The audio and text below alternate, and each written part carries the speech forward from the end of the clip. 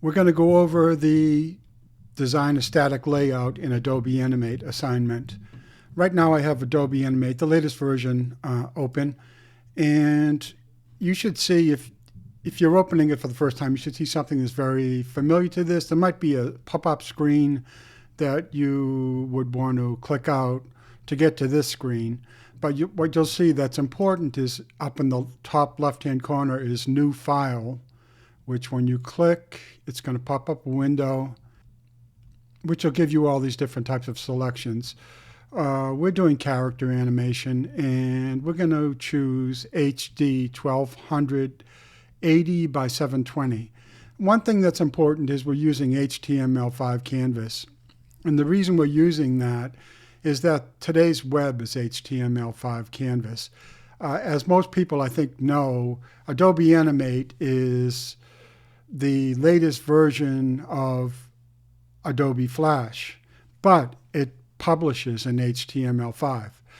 Adobe Flash was for HTML4, and it used ActionScript, which you see right here, ActionScript. So if you publish something in ActionScript, basically the only people that are going to be able to look at it will be the people who have Adobe Animate installed, because when you install Adobe Animate, also installed is Flash Player.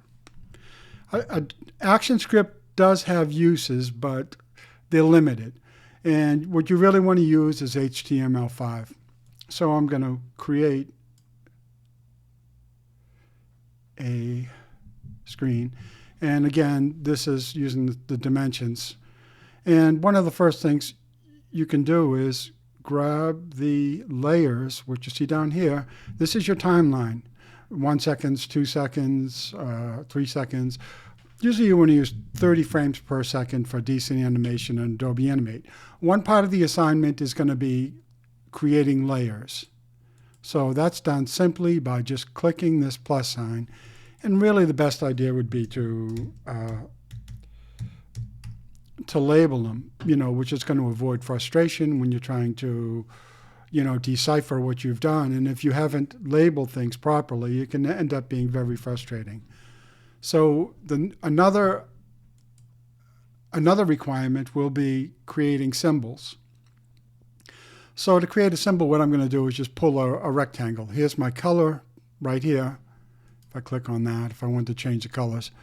And I'm going to go to my pointer tool, and I'm going to select this. Then I'm going to go up to Modify. I'm going to do Convert to Symbol. When you do Convert to Symbol, you have 3 different options. You have a button symbol, you have a movie clip, and you have a graphic. I'm just going to do graphic. Graphic is just a simple graphic, basically. And I'll call this square. Now you see this square is reflected in the library. And what you can do with something in the library is you can take it out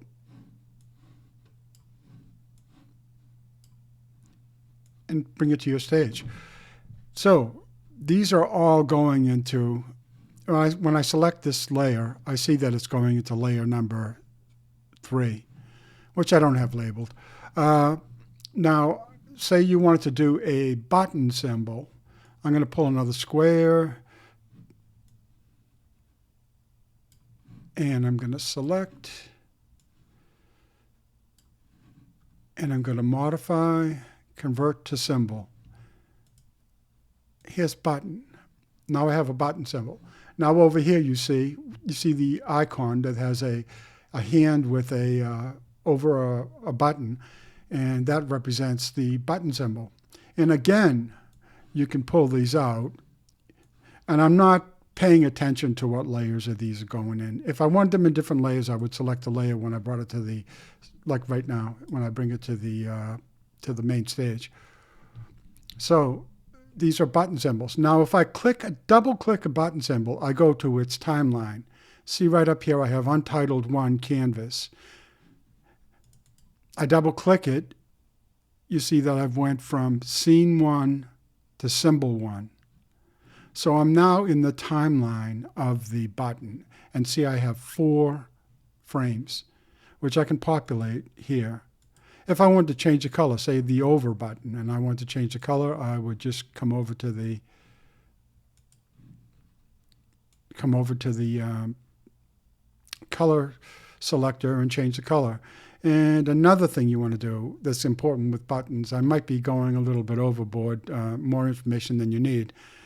This, when I do over the hit section, that is going to create a active area when I go back to the main stage. So I'm going to go back to the main stage now. Now you're not going to see anything happen until I go to Test, Control, and I go to Test. Now see, I have this button that works. They all work as far as the mouse over is concerned. Another requirement of this assignment will be to create a background layer. So I'm going to select the, using color, I'm going to select the bottom frame and pull a, not really concerned with aesthetics right now, pull a rectangle. And if you notice, this will go over it. And that the reason this will go over, notice when I select that, it goes to the layer it's in. The reason this will go over is because this is in a layer above. So if I grab this, now I'm back down to this layer, and I take the layer, this is very similar to Photoshop. I'm sure you're familiar with Photoshop. Now the sequence have changed. So another requirement is going to be using the transform tool. All the transform tool does is create scale. So say I wanted to scale every single button. You just noticed that when I did this button, it's just one button. If I wanted to do every button, I would double click this and go here and use the scale button here. Again, I'm in the timeline of the button, and I'm going to go back to the main stage. So now see all the buttons have scaled. So that should help, I think.